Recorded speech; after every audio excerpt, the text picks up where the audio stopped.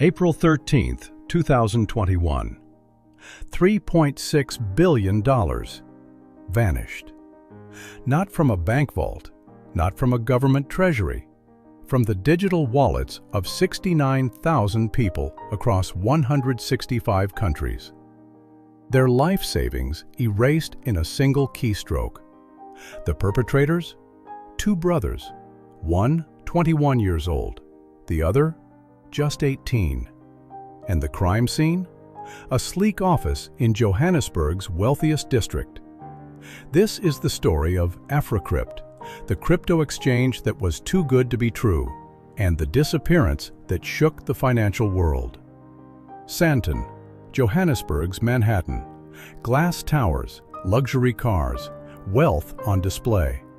It was here, according to court documents, that Reyes Kaji, a charismatic 20-year-old, made his pitch. "Give me your money, and I'll multiply it through crypto trading. Guaranteed returns, no risk." Alongside him, his younger brother Amir, the quiet tech genius who could make the algorithms dance. By 2021, they claimed to manage $4 billion in cryptocurrency, 20,000 investors, a digital empire. But on that April morning, the website went dark. A single message appeared. "We have been hacked. All funds are temporarily frozen." It was a lie. There was no hack. What actually happened was a controlled demolition.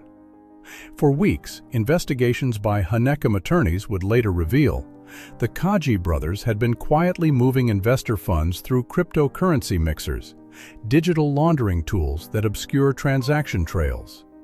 Bitcoin became Monero. Monero became cash. Cash became untraceable. And as 69,000 investors frantically refreshed their screens, Reyes and Amir Kaji boarded separate flights out of South Africa. Destination? Dubai. To understand how this happened, we must go back. Back to 2019, when Bitcoin fever swept through South Africa. The rand was weakening, unemployment soared, and a generation of young South Africans were desperate for a way out.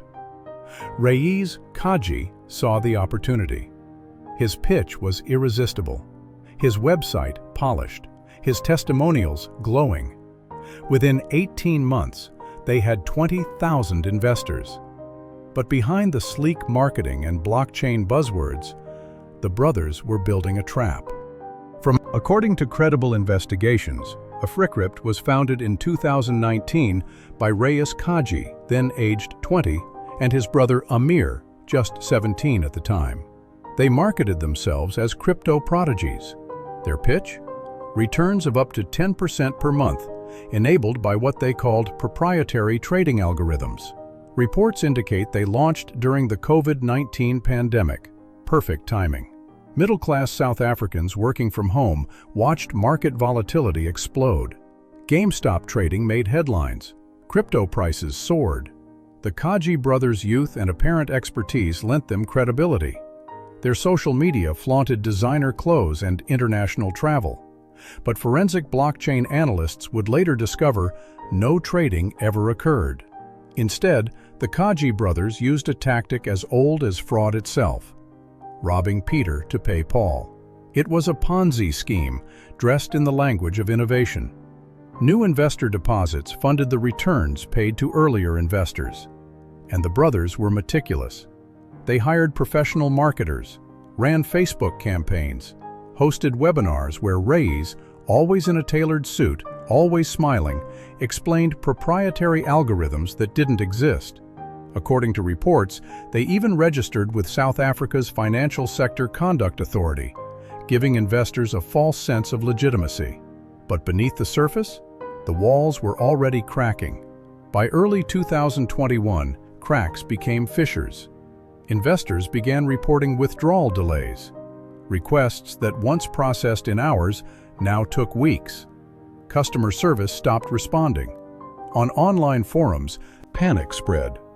"Has anyone received their withdrawal? Africrypt locked my account. Is this a scam?" The Kaji brothers issued statements. blamed technical upgrades, promised temporary maintenance. But behind closed doors, they were executing the final phase. The Africrypt servers went dark. The message, "We have been hacked." A lie. That morning, as investors panicked, Reyes and Amir Kaji were already airborne. Within 72 hours, investigator Clinton Marks from South Africa's elite Hawks unit received over 4,000 complaints. 4,000 desperate people. Life savings gone. Retirement funds evaporated. Marks assembled a team, issued warrants, contacted Interpol. But there was a problem. Cryptocurrency exists in a legal gray zone. South African law enforcement had no framework for pursuing digital asset theft across borders. And Dubai? Dubai had no extradition treaty with South Africa. The Kaji brothers had chosen their escape route carefully. Critical note: the following character appears to be fictional for illustrative purposes, as public records do not verify this specific victim. Actual victims' identities are protected. Thabo Mokoena, a fictional representative of thousands of actual victims. The story goes, in December 2020, an accountant from Soweto took the leap, invested 90,000 rand, his entire savings, into Africrypt. The platform promised 10% monthly returns. For 3 months, it delivered. He watched his balance grow. 99,000, 108,000, 119,000. He could see his financial freedom. He could taste it. But every rand deposited was flowing into a digital black hole. Behind the scenes, Africrypt operated like a sophisticated mirage. The platform appeared to trade Bitcoin and Ethereum on behalf of clients. But forensic blockchain analysts would later discover no trading ever occurred. According to Honeycomb attorneys, the law firm representing victims, Africrypt was a classic Ponzi scheme. Reports from credible sources indicate the funds had been subjected to various dark web tumblers and mixers, resulting in severe fragmentation. The funds were virtually untraceable. A group of investors hired Honeycomb attorneys, a Johannesburg law firm specializing in financial crimes. Blockchain analysts began the painstaking work of tracing the funds. Every cryptocurrency transaction leaves a digital fingerprint, a permanent record on the blockchain ledger. The team followed the trail.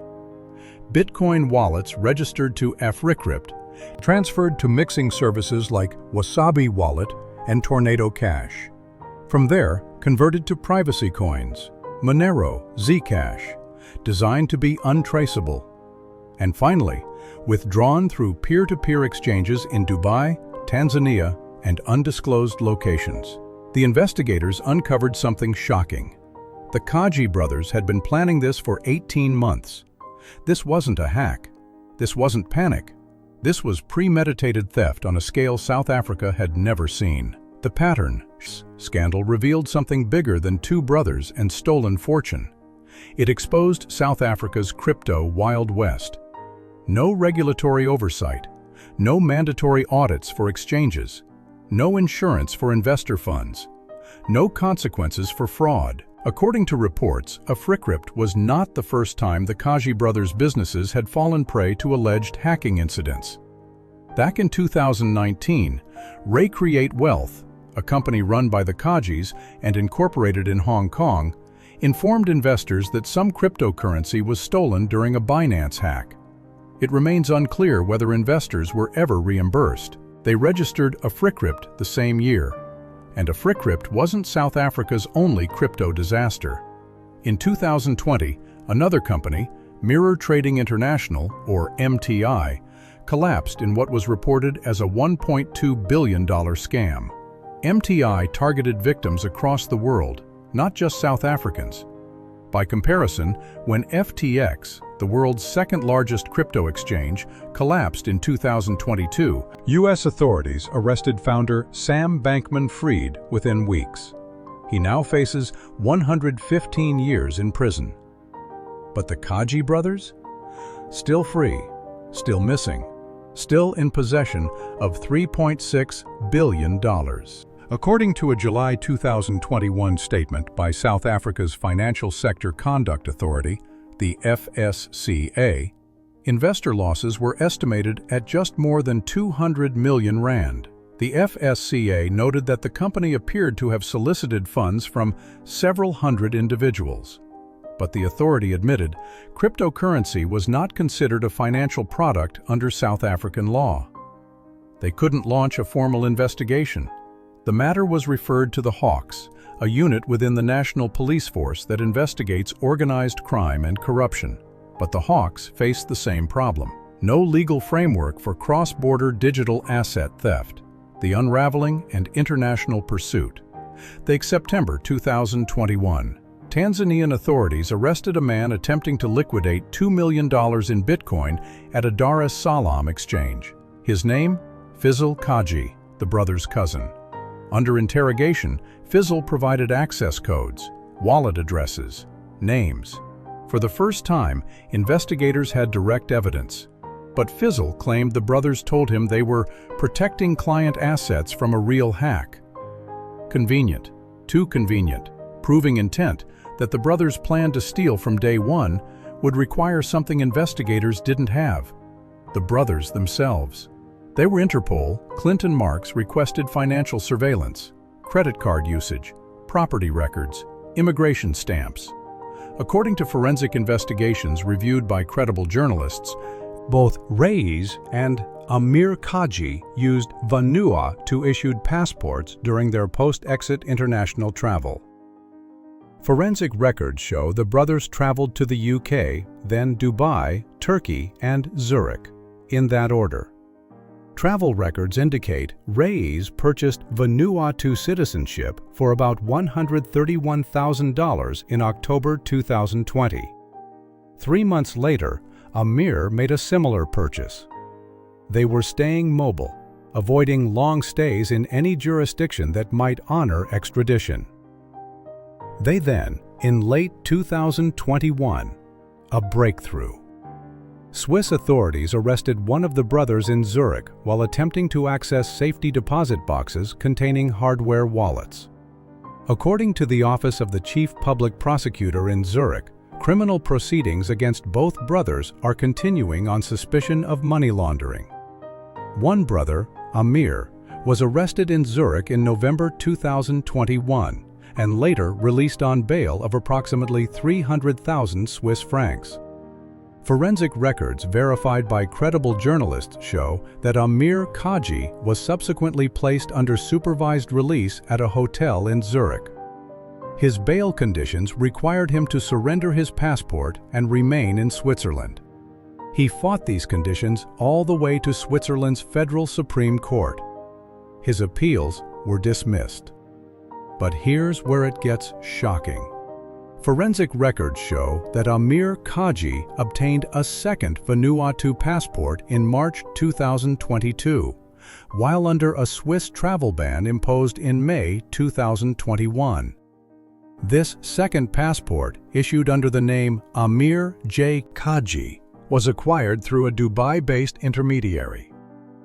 His original Vanuatu passport was valid until 2031. Court records indicate his travel ban only expired in late February 2023. Digital traces leaked by a whistleblower show that shortly after the second passport was activated, activity tied to Kaji-linked devices and accounts began surfacing in Qatar, Turkey, Switzerland, and the United Arab Emirates. This included logins to previously dormant Africrypt infrastructure, suggesting that someone with prior system access retained operational awareness. June 2023. Dubai authorities froze assets belonging to a shell company linked to the Kaji family. Value: $87 million in real estate and luxury vehicles. It was the first tangible recovery in the case.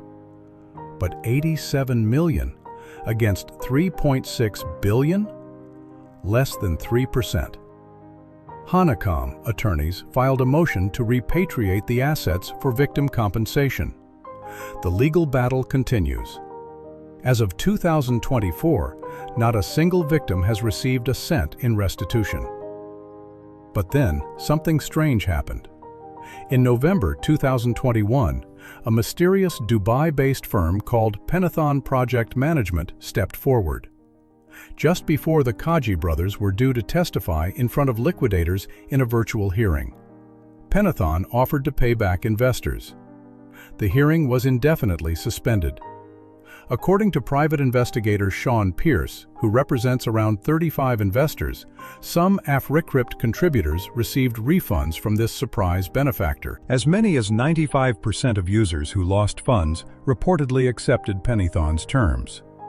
The firm claimed it wanted to acquire Africrypt's proprietary technology, but questions remain. Who is behind Pantheon? The firm has unknown directors, and according to reports, Pantheon stipulated an end to potential prosecution in its remittance agreement with around 200 Africrypt investors. Pantheon has reportedly processed around $12.5 million in claims from Africrypt investors.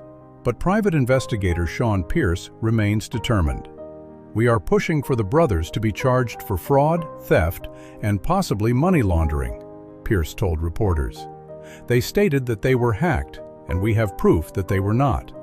Their intent was to defraud and to steal. The Africrypt case raises uncomfortable questions about the global financial system. How did two teenagers move billions of dollars across international borders with such ease? Who enabled them? There not be planned in a blockchain analysts.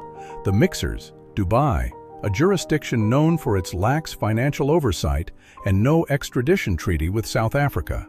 The brothers also used Vanuatu, citizenship by investment programs. Vanuatu is one of several jurisdictions that sell passports and citizenship with minimal background checks. For about $130,000, you can buy a second passport. No questions asked. And then there's Switzerland. The brothers rented safety deposit boxes in Zurich to store hardware wallets containing billions in cryptocurrency. Swiss banking secrecy, though reformed in recent years, still provides cover for questionable funds. According to the Zurich Public Prosecutor's Office, criminal proceedings continue. But Amir spent only 6 months in pre-trial detention before being released on bail to a luxury hotel, reportedly costing $1,000 per night. Not exactly maximum security. The Africrypt case isn't isolated. The Panama Papers, the Pandora Papers, both revealed how offshore jurisdictions, shell companies, and complicit financial institutions facilitate global financial crime. British Virgin Islands, Seychelles, Delaware, Nevada. These jurisdictions allow anyone to create anonymous shell companies with minimal oversight. Major financial institutions process suspicious transactions, often with inadequate anti-money laundering compliance. The infrastructure exists, the enablers are in place. And until that changes, cases like Africrypt will continue. The Investigative 2025, the Kaji brothers remain at large. Interpol red notices still active, South African warrants still issued. But no arrests, no extraditions, few credible leads. According to court records and whistleblower logs reviewed by credible journalists, Amir Kaji's Swiss travel ban expired in late February 2023. Digital traces show activity tied to Kaji-linked accounts in multiple jurisdictions, but their exact whereabouts remain unknown. Some investigators believe they're dead, victims of the criminal underworld they partnered with. Reyes told the Wall Street Journal in June 2021 that the pair managed money for some very dangerous people. From an unknown location, he also disputed the size of Africrypt's assets.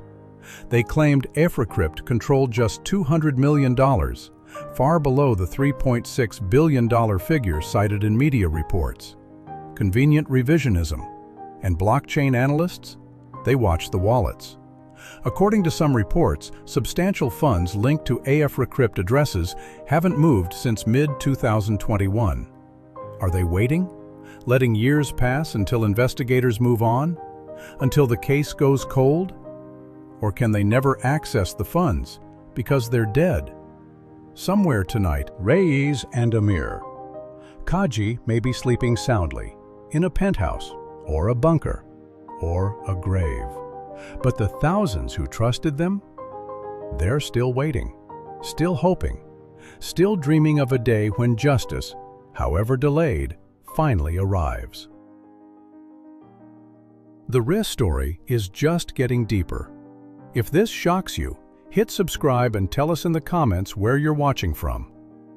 One investor, inspired by countless actual victims, reportedly started a cryptocurrency education nonprofit, teaching young South Africans how to identify scams, how to verify exchanges, how to protect themselves. They took my money, the story goes, but they won't take anyone else's, not if I can help it. 69,000 victims, 69,000 stories. Some rebuilt, some never recovered. But all of them, survivors of one of the greatest cryptocurrency thefts in African history. So, this was the story of Africrypt, two brothers who allegedly stole $3.6 billion and became ghosts. The investigation continues, the victims still wait, and the questions remain unanswered. How does a 19-year-old with a history of fraud launch a billion-dollar investment platform? How do two teenagers move billions across borders with such ease? How does the global financial system enable such spectacular theft? Until we answer these questions, until we close these loopholes, the next Africrypt is already being built.